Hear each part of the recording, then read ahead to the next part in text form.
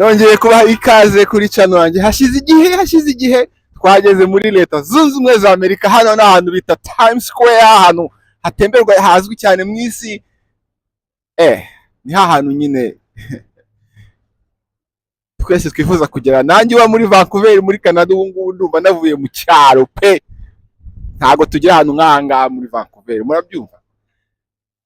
Ntago habaho Times Square.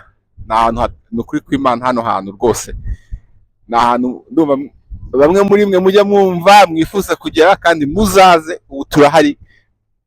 Ino ni company yanjye yitwa Turifiki. Ubwo badutumiye hano New York Tourism, abakora ubukerarugendo. Murahabona hano ariko impamvu harashize igihe ntaboneka, ni akazi mba ndimo ko kubaka ino company y'ubukerarugendo. Ariko nanone mba ngira ngo niba nkoze ka video habe harimo ikintu nanjye nabereka nyine cy'inyungu, kugira ngo mwige mumenye hano hantu ko mbona ni heza pe, Times Square.